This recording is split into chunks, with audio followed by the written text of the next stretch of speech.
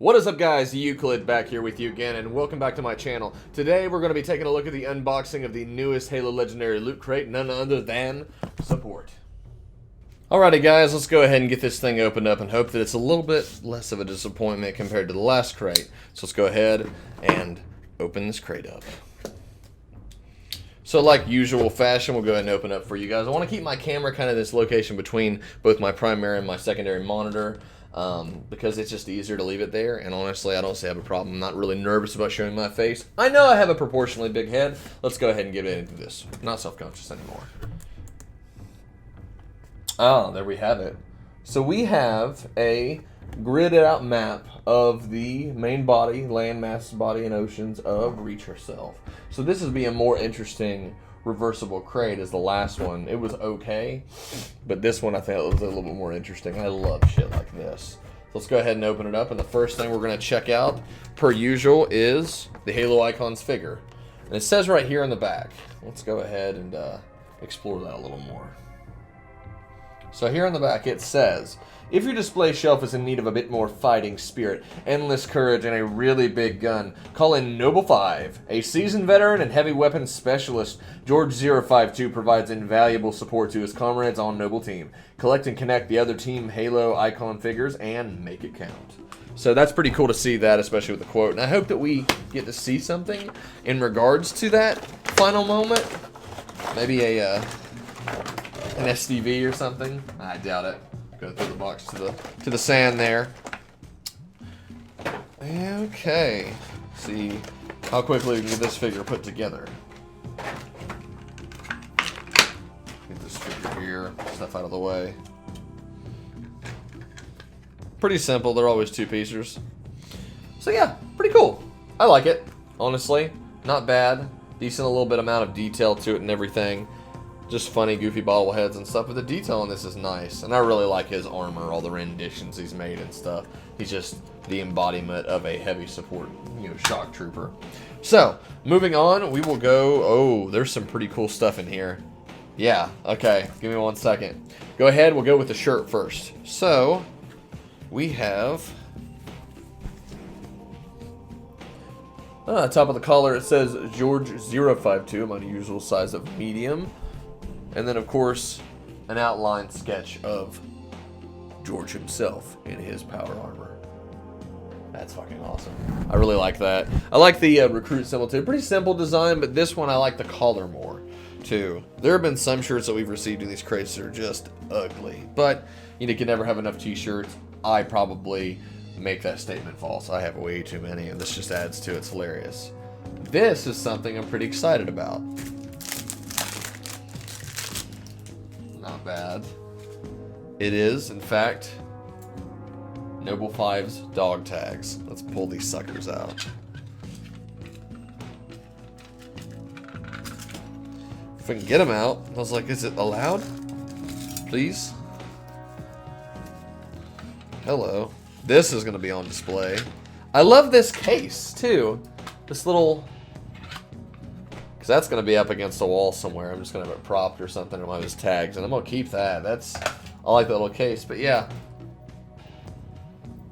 Make it count. So you can't deny the fact that that's really cool. Then as you can see right here, it in fact says George Spartan 052 APOS Spec War Group 3 Noble. So that's awesome. We'll leave that there. Make it count. That's too cool.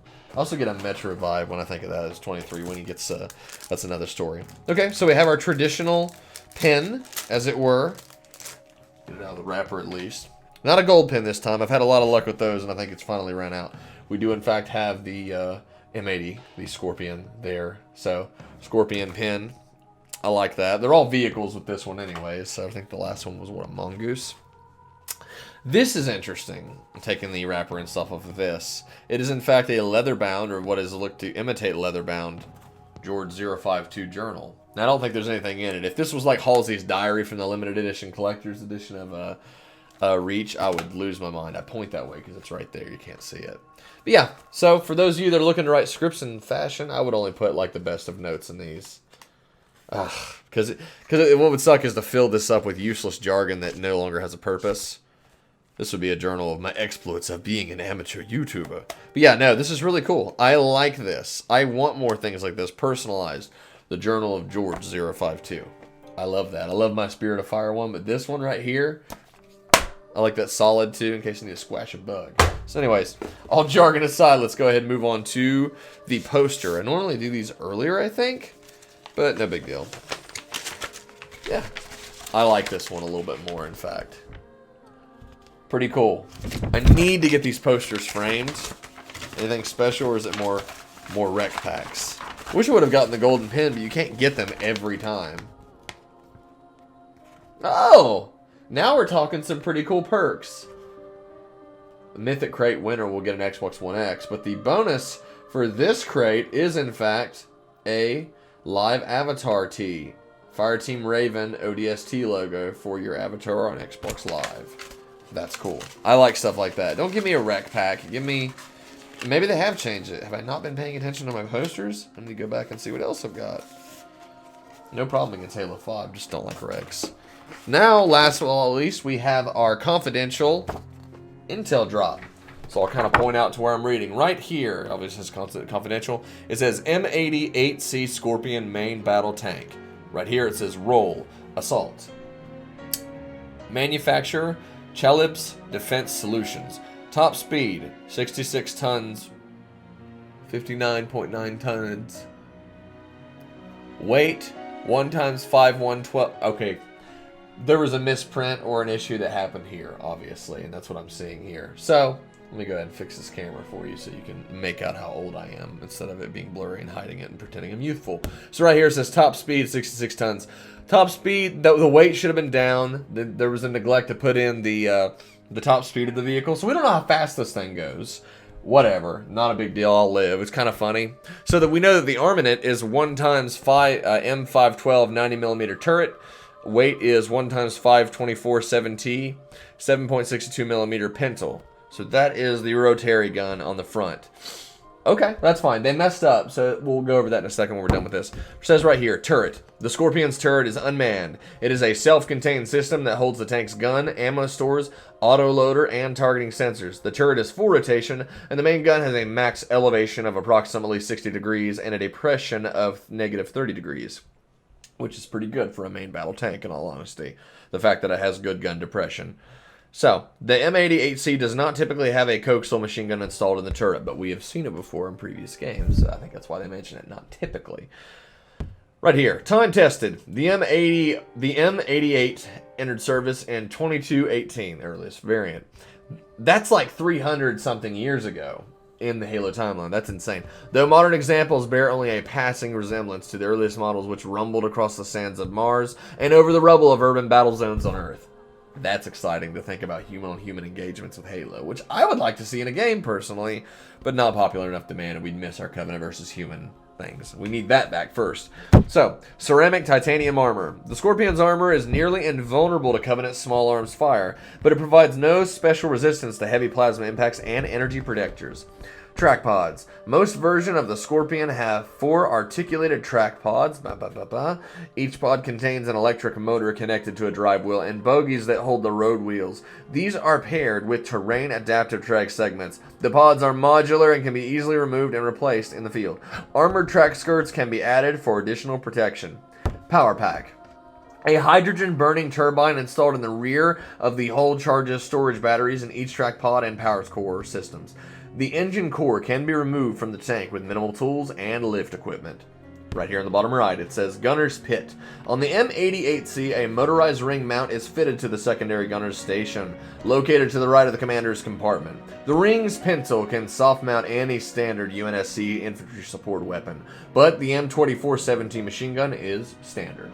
So, pretty normal on your Scorpion tanks, which we've seen in quite a few thus far. So, heavy metal. Considered by many to be the preeminent armored vehicle of the UNSC, the Scorpion holds an extraordinary track record of success across dozens of planets and hundreds of battlefields, dating back to the beginning of the human interstellar colonization. The latest M80-8C iteration, fielded during most of the Covenant War period, features a heavily armored hull, 4 independently articulated track pods, and a large unmanned turret. The Scorpion had a legendary reputation among UNSC ground forces as being practically indestructible and unbeatable, as it's quoted, because obviously we're blowing it out of proportion because they love this vehicle and it helped them a lot in engagements. In a straight fight, though it fared poorly in large engagements if not backed up by supporting infantry and anti-aircraft artillery.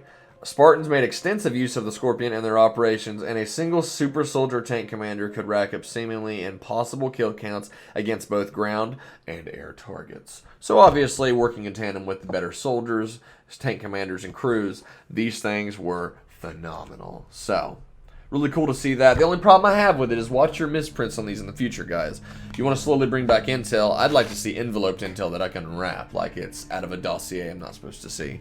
But if you're going to do this, make sure you have your right stuff. We don't know how fast this thing goes yet. Pretty quick for a tank that heavy. We know it's 66 tons, which is ridiculous. But anyways, moving on from that, that is what we have there.